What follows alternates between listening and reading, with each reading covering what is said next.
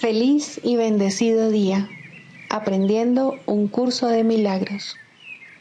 El secreto de la verdadera oración es olvidarte de las cosas que crees necesitar.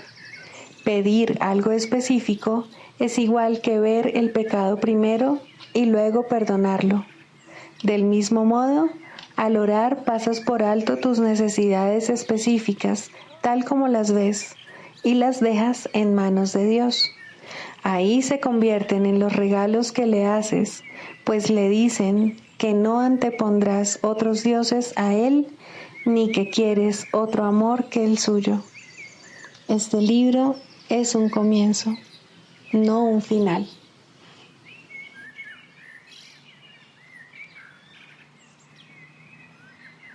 Del prefacio, que postula, párrafo 6. El pecado se define como una falta de amor. Puesto que lo único que existe es el amor, para el Espíritu Santo el pecado no es otra cosa que un error que necesita corrección en vez de algo perverso que merece castigo. Nuestra sensación de ser inadecuados, débiles o de estar incompletos procede del gran valor que le hemos otorgado al principio de la escasez, el cual rige al mundo de las ilusiones. Desde este punto de vista, buscamos en otros lo que consideramos que nos falta a nosotros. Amamos a otro con el objeto de ver qué podemos sacar de él. De hecho, a esto es a lo que en el mundo de los sueños se le llama amor. No puede haber mayor error que ese, pues el amor es incapaz de exigir nada.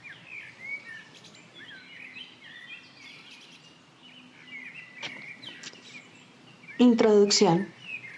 Este es un curso de milagros. Es un curso obligatorio. Solo el momento en que decides tomarlo es voluntario. Tener libre albedrío no quiere decir que tú mismo puedas establecer el plan de estudios. Significa únicamente que puedes elegir lo que quieres aprender en cualquier momento dado. Este curso no pretende enseñar el significado del amor, pues eso está más allá de lo que se puede enseñar.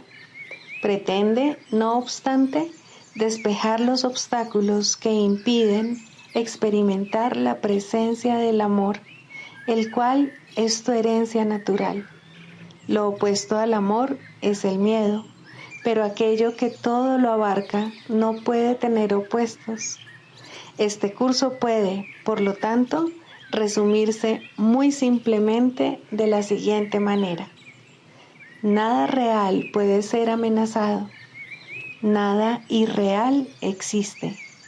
En esto radica la paz de Dios.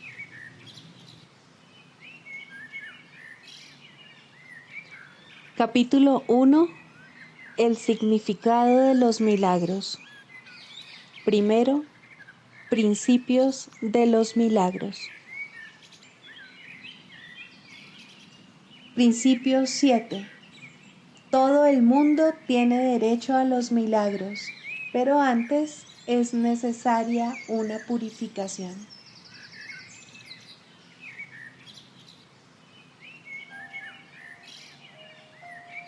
Capítulo 25. La justicia de Dios. 6. Tu función especial. La gracia de Dios descansa dulcemente sobre los ojos que perdonan, y todo lo que éstos contemplan le habla de Dios al espectador. Él no ve maldad ni nada que temer en el mundo, o nadie que sea diferente de él. Y de la misma manera en que ama a otros con amor y con dulzura, así se contempla a sí mismo. Él no se condenaría a sí mismo por sus propios errores, tal como tampoco condenaría a otro. No es un árbitro de venganzas ni un castigador de pecadores. La dulzura de su mirada descansa sobre sí mismo con toda la ternura que le ofrece a los demás. pues solo quiere curar y bendecir. Y puesto que actúa en armonía con la voluntad de Dios, tiene el poder de curar y bendecir a todos los que contemplan con la gracia de Dios en su mirada. Los ojos se acostumbran a la oscuridad y la luz de un día soleado le resulta dolorosa a los ojos aclimatados desde hace mucho a la tenue penumbra que se percibe durante el crepúsculo. Dichos ojos esquivan la luz del sol y la claridad que éste le brinda a todo lo que contemplan. La penumbra parece mejor, más fácil de ver y de reconocer. De alguna manera, lo vago y lo sombrío parece ser más fácil de contemplar y menos doloroso para los ojos que lo que es completamente claro e inequívoco. Este, no obstante, no es el propósito de los ojos. ¿Y quién puede decir que prefiere la oscuridad y al mismo tiempo afirmar que desea ver?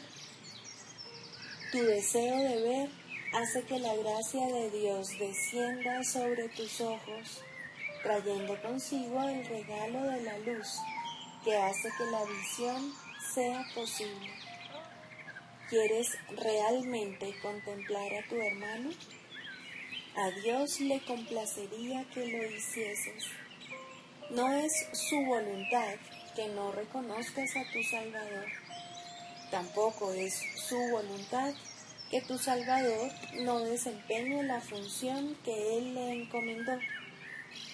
No dejes que se siga sintiendo solo por más tiempo, pues los que se sienten solos son aquellos que no ven ninguna función en el mundo que ellos puedan desempeñar, ningún lugar en el que se les necesite, ni ningún objetivo que solo ellos puedan alcanzar perfectamente. Esta es la percepción benévola que el Espíritu Santo tiene del deseo de ser especial, valerse de lo que tú hiciste para sanar en vez de para hacer daño.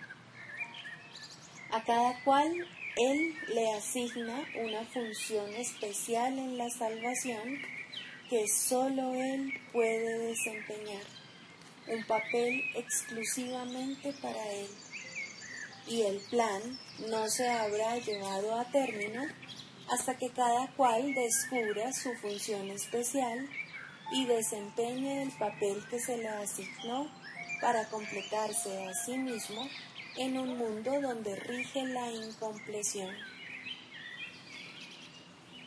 Aquí, donde las leyes de Dios no rigen de forma perfecta, Él todavía puede hacer una cosa perfectamente y llevar a cabo una elección perfecta. Y por este acto de lealtad especial hacia uno que percibe como diferente de sí mismo, se da cuenta de que el regalo se le otorgó a él mismo y, por lo tanto, de que ambos tienen que ser necesariamente uno. El perdón es la única función que tiene sentido en el tiempo. Es el medio del que el Espíritu Santo se vale para transformar el especialismo, de modo que de pecado pase a ser salvación.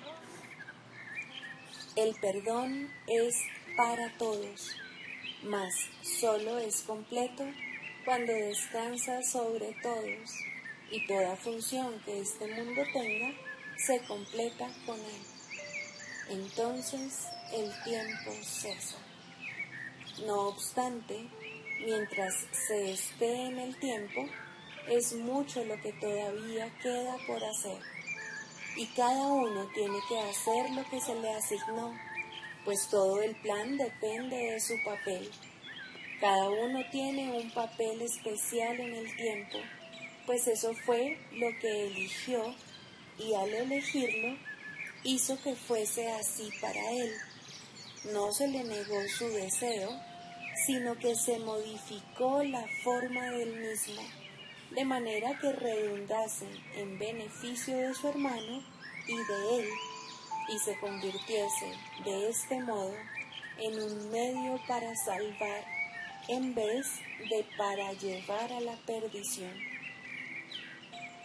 La salvación no es más que un recordatorio de que este mundo no es tu hogar. No se te imponen sus leyes, ni sus valores son los tuyos. Y nada de lo que crees ver en él se encuentra realmente ahí.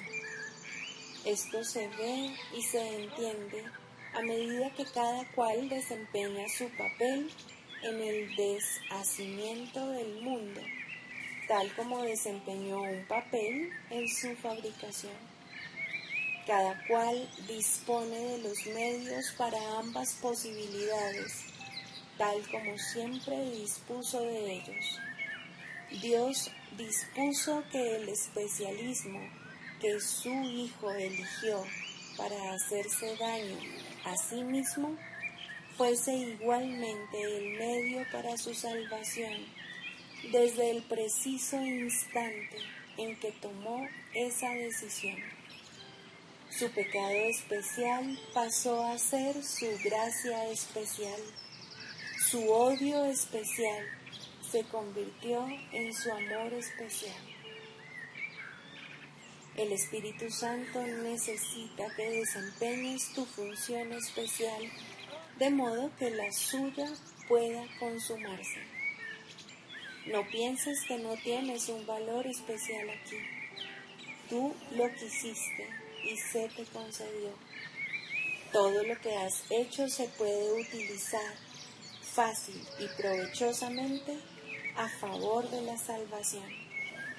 El Hijo de Dios no puede tomar ninguna decisión que el Espíritu Santo no pueda emplear a su favor en vez de contra él. Solo en la oscuridad parece ser un ataque tu deseo de ser especial.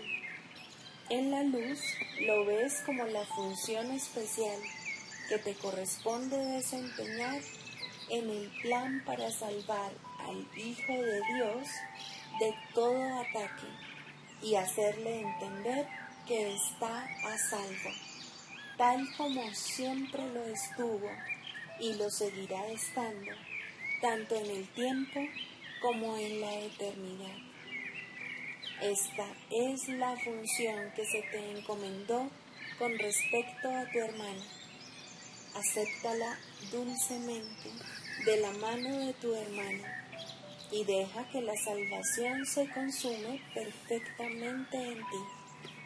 Haz solo esto y todo se te dará.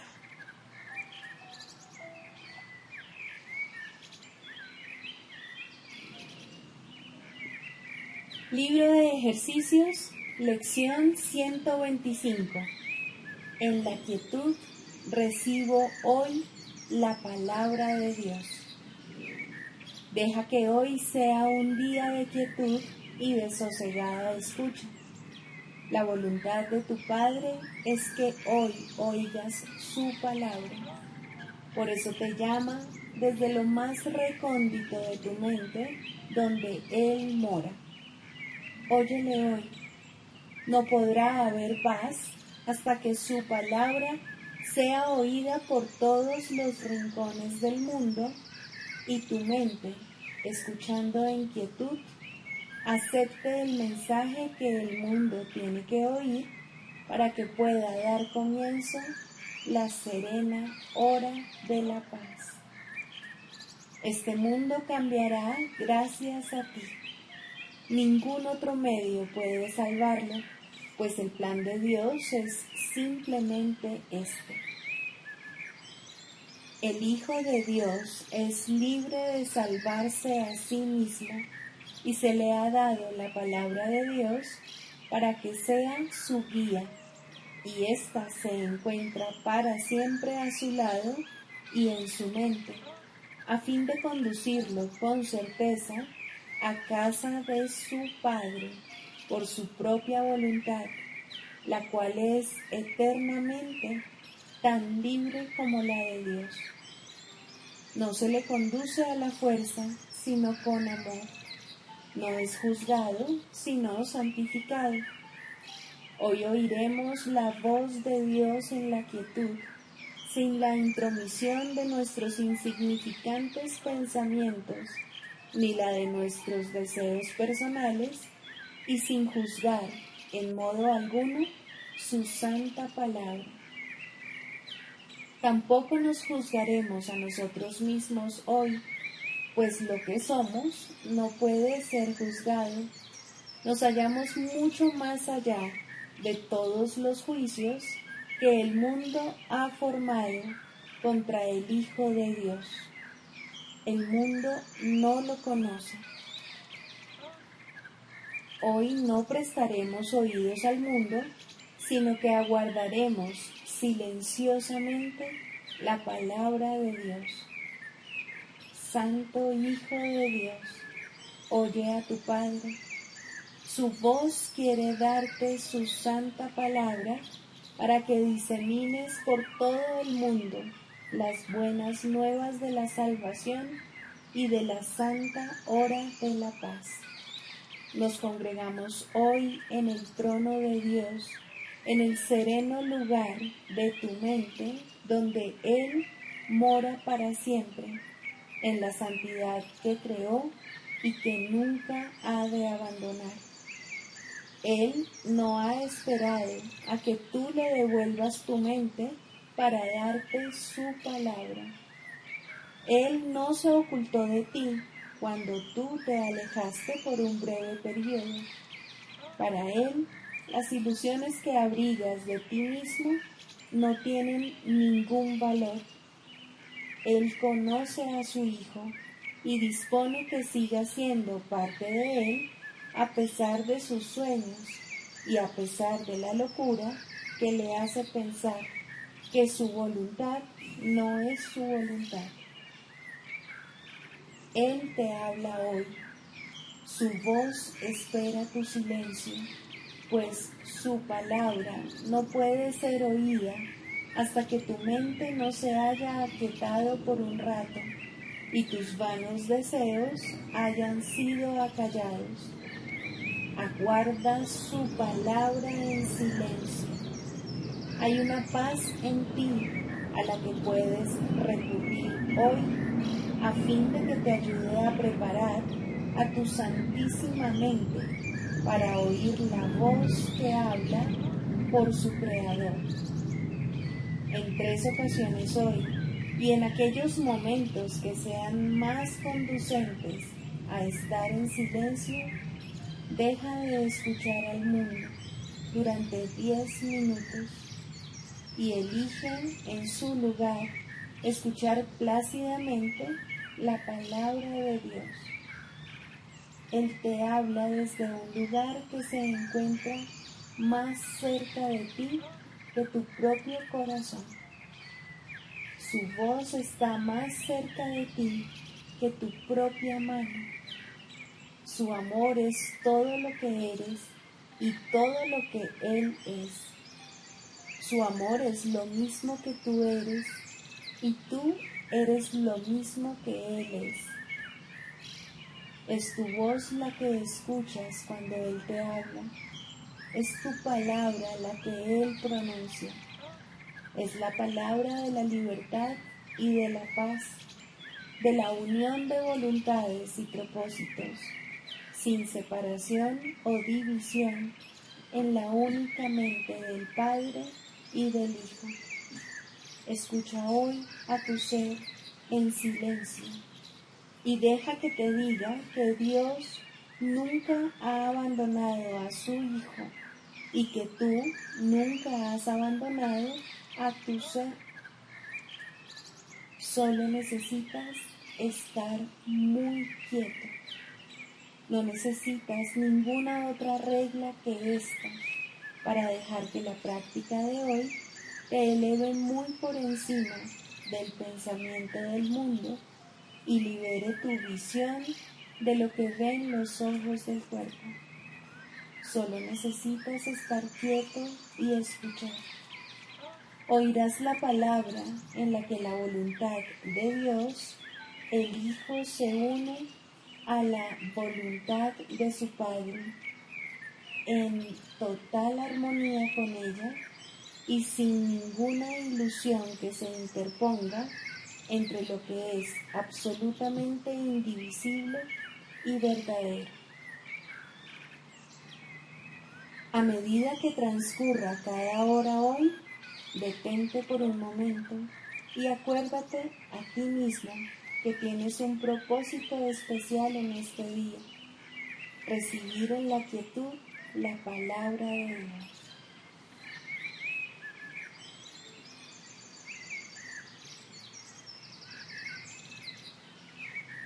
Del Manual para el Maestro, pregunta 4.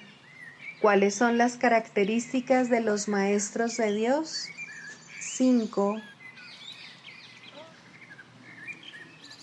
Júbilo.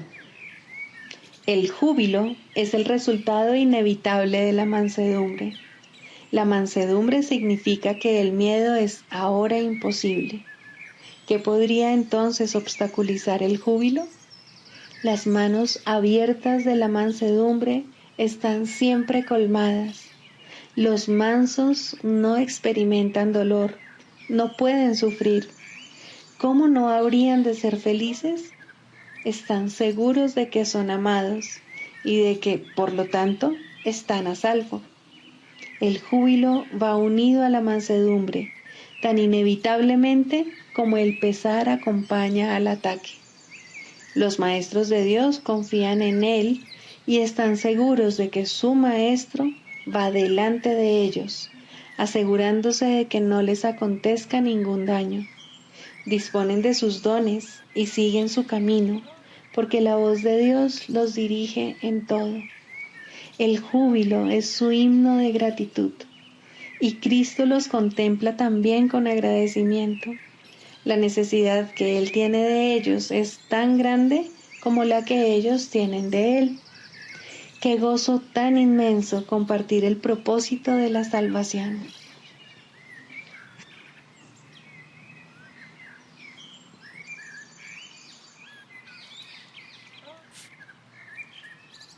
Manual para el Maestro. Pregunta 5. ¿Cómo se logra la curación? Para que la curación pueda tener lugar, es necesario que se entienda el propósito de la ilusión de la enfermedad. Sin ese entendimiento, la curación es imposible. Primero, el propósito de la enfermedad. La curación se logra en el instante en que el enfermo deja de atribuirle valor al dolor. ¿Quién elegiría sufrir a menos que pensase que con ello podría ganar algo y algo que tiene valor para él? Indudablemente cree que está pagando un precio módico por algo de mayor valor, pues la enfermedad es una elección, una decisión. Es la elección de la debilidad procedente de la equivocada convicción de que es fuerza. Cuando esto ocurre, se ve a la verdadera fuerza como una amenaza y a la salud como algo peligroso. La enfermedad es un método concebido en la locura para sentar al Hijo de Dios en el trono de su Padre.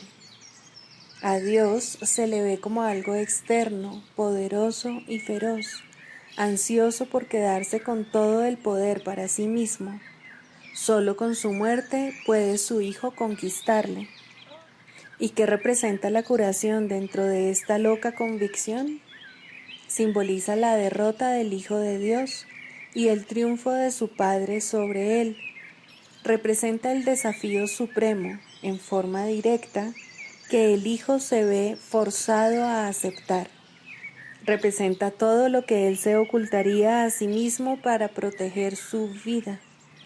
Si se cura, él es responsable de sus pensamientos, y si es responsable de sus pensamientos, será destruido a fin de demostrarle cuán débil y miserable era. Mas, si él mismo elige la muerte, su debilidad se convierte en su fuerza. Ahora se ha impuesto a sí mismo lo que Dios le habría impuesto, y de esta forma ha usurpado completamente el trono de su Creador. Segundo, un cambio de percepción. La curación es directamente proporcional al grado de reconocimiento alcanzado con respecto a la falta de valor de la enfermedad. Solo con decir, con esto no gano nada, uno se curaría. Pero antes de uno poder decir esto, es preciso reconocer ciertos hechos. En primer lugar, resulta obvio que las decisiones son algo propio de la mente, no del cuerpo. Si la enfermedad no es más que un enfoque defectuoso de solventar problemas, tiene que ser entonces una decisión. Y si es una decisión, es la mente y no el cuerpo la que la toma. La resistencia a reconocer este hecho es enorme, ya que la existencia del mundo tal como lo percibes depende de que sea el cuerpo el que toma las decisiones. Términos tales como instintos, reflejos y otros similares representan intentos de dotar al cuerpo con motivadores no mentales. En realidad, tales términos no hacen más que enunciar o describir el problema, pero no lo resuelven. La base fundamental de la curación es la aceptación del hecho de que la enfermedad es una decisión que la mente ha tomado a fin de lograr un propósito para el cual se vale el cuerpo. Y esto es cierto con respecto a cualquier clase de curación. El paciente que acepta esto se recupera. Si se decide en contra de la recuperación, no sanará. ¿Quién es el médico entonces? La mente del propio paciente. El resultado acabará siendo el que él decida. Agentes especiales parecen atenderle, sin embargo, no hacen otra cosa que dar forma a su elección. Los escoge con vistas a darle forma tangible a sus deseos, y eso es lo único que hacen. En realidad, no son necesarios en absoluto. El paciente podría sencillamente levantarse sin su ayuda y decir, no tengo ninguna necesidad de esto. No hay ninguna forma de enfermedad que no se curase de inmediato. ¿Qué es lo único que se necesita para que este cambio de percepción tenga lugar? Simplemente esto, el reconocimiento de que la enfermedad es algo propio de la mente y de que no tiene nada que ver con el cuerpo. ¿Qué te cuesta este reconocimiento? Te cuesta el mundo que ves, pues ya nunca más te parecerá que es el mundo el que gobierna a la mente. Con este reconocimiento se le atribuye la responsabilidad a quien verdaderamente la tiene, no al mundo, sino a aquel que contempla el mundo y lo ve como no es, pues ve únicamente lo que elige ver, ni más ni menos. El mundo no le hace nada, pero él pensaba que le hacía algo. Él tampoco le hace nada al mundo, ya que estaba equivocado con respecto a lo que el mundo era. En esto radica tu liberación de la culpabilidad y de la enfermedad, pues ambas son una misma cosa. Sin embargo, para aceptar esta liberación, la insignificancia del cuerpo tiene que ser una idea aceptable. Con esta idea, el dolor desaparece para siempre. Pero con esta idea desaparece también cualquier confusión acerca de la creación. ¿Cómo podría ser de otra manera? Basta con poner causa y efecto en su verdadera secuencia con respecto a algo para que el aprendizaje se generalice y transforme al mundo. El valor de la transferencia de una idea verdadera no tiene límites ni final. El resultado final de esta lección es el recuerdo de Dios. ¿Qué significado tienen ahora la culpabilidad, la enfermedad, el dolor, los desastres y todos los sufrimientos? Al no tener ningún propósito, no puede sino desaparecer, y con ellos desaparecen también todos los efectos que parecían tener.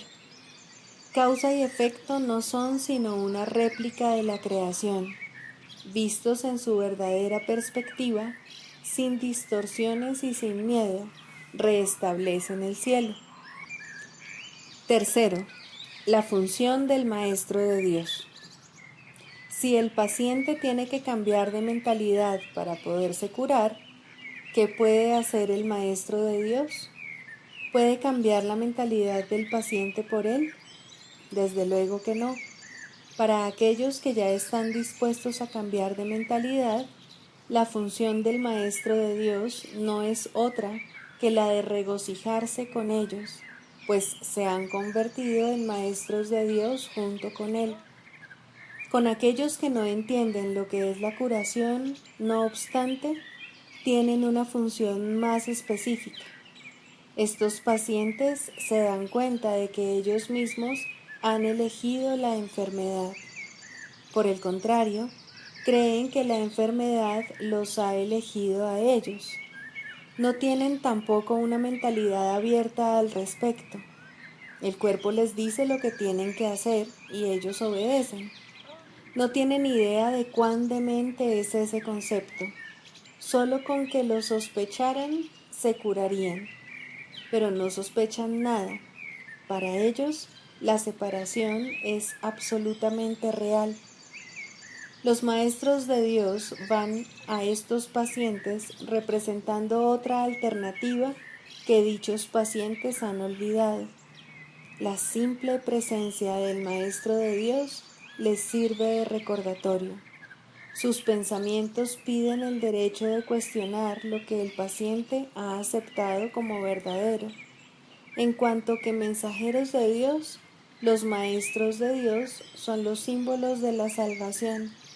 Le piden al paciente que perdone al Hijo de Dios en su nombre. Representan la alternativa. Con la palabra de Dios en sus mentes, vienen como una bendición, no para curar a los enfermos, sino para recordarles que hay un remedio que Dios les ha dado ya. No son sus manos las que curan, no son sus voces las que pronuncian la palabra de Dios, sino que dan sencillamente lo que se les ha dado y exhortan dulcemente a sus hermanos a que se aparten de la muerte. He aquí, Hijo de Dios, lo que la vida te puede ofrecer. ¿Prefieres elegir la enfermedad en su lugar? Los maestros de Dios avanzados no toman en consideración ni por un instante las formas de enfermedad en las que sus hermanos creen. Hacerlo sería olvidar que todas ellas tienen el mismo propósito y que, por lo tanto, no son en modo alguno diferentes. Los maestros de Dios tratan de oír la voz de Dios en ese hermano que se engaña a sí mismo hasta el punto de creer que el Hijo de Dios puede sufrir, y le recuerdan que Él no se hizo a sí mismo y que aún es tal como Dios lo creó. Los maestros de Dios reconocen que las ilusiones no pueden tener efectos. La verdad que se encuentra en sus mentes se extiende hasta la verdad que se encuentra en las mentes de sus hermanos y de este modo no refuerzan sus ilusiones. Así, éstas se lleven ante la verdad no se lleva ante ellas. Y de esta manera se disipan, no por medio de la voluntad de otro, sino por medio de la única voluntad que existe en unión consigo misma. Esta es la función de los maestros de Dios, no ver voluntad alguna separada de la suya, ni la suya separada de la de Dios. Clarificación de términos. El perdón, la faz de Cristo. El perdón es el medio que nos lleva a Dios. y que nos permite alcanzarle, mas es algo ajeno a Él. Es imposible concebir que algo creado por Él pueda necesitar perdón. El perdón, entonces, es una ilusión, pero debido a su propósito, que es el del Espíritu Santo, hay algo en ella que hace que sea diferente. A diferencia de las demás ilusiones, nos aleja del error en vez de acercarnos a él.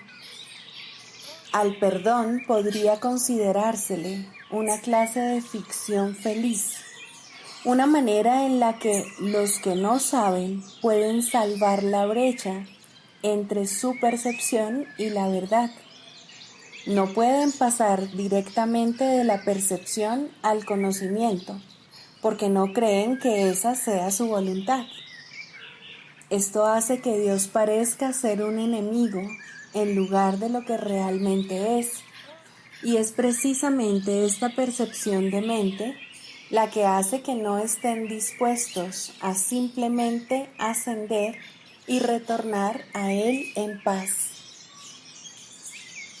Y de este modo necesitan una ilusión de ayuda, porque se encuentran desvalidos, un pensamiento de paz porque están en conflicto. Dios sabe lo que su Hijo necesita antes de que Él se lo pida. Dios no se ocupa en absoluto de la forma, pero al haber otorgado el contenido, su voluntad es que se comprenda, y eso basta. Las formas se adaptan a las necesidades, pero el contenido es inmutable, tan eterno como su creador. Antes de que el recuerdo de Dios pueda retornar, es necesario ver la faz de Cristo. La razón es obvia. Para ver la faz de Cristo se requiere percepción. El conocimiento no es algo que se pueda ver, pero la faz de Cristo es el gran símbolo del perdón, es la salvación, es el símbolo del mundo real. El que la ve deja de ver el mundo. Está tan cerca ya del umbral del cielo como es posible estar mientras aún esté afuera. Mas desde ahí, un paso más basta para entrar. Es el paso final, y ese se lo dejamos a Dios. El perdón es un símbolo también, pero en cuanto que símbolo exclusivo de la voluntad del Padre, no puede ser dividido. Y así, la unidad que refleja se convierte en su voluntad. Eso es lo único que aún está en el mundo en parte y que, al mismo tiempo, es el puente que conduce al cielo. La voluntad de Dios es lo único que existe. Lo único que podemos hacer es pasar de la nada al todo, del infierno al cielo. ¿Es esto una jornada? No, en verdad no lo es, pues la verdad no va a ninguna parte. Pero las ilusiones cambian según el lugar o la época. El paso final no es más que otro cambio. Por ser una percepción, es en parte irreal. Sin embargo, esa parte desaparecerá. Lo que entonces quedará será la paz eterna y la voluntad de Dios. Ahora ya no hay deseos, pues los deseos cambian. Incluso lo que una vez se deseó puede volverse indeseable. Esto es así porque el ego jamás puede estar en paz, pero la voluntad es constante por ser el don de Dios, y lo que Él da es siempre como Él mismo. Este es el propósito de la faz de Cristo. Es el regalo de Dios para la salvación de su Hijo. Contempla únicamente esto y habrás sido perdonado. Cuán hermoso se vuelve el mundo en ese instante en el que ves la verdad acerca de ti mismo reflejada en él. Ahora estás libre de pecado y contemplas tu impecabilidad. Ahora eres santo y así lo percibes. Y ahora la mente retorna a su Creador, la unión de Padre e Hijo, la unidad de unidades que se encuentra detrás de toda unión, aunque más allá de todas ellas. No se ve a Dios, sino que únicamente se le comprende. No se ataca a su Hijo, sino que se le reconoce.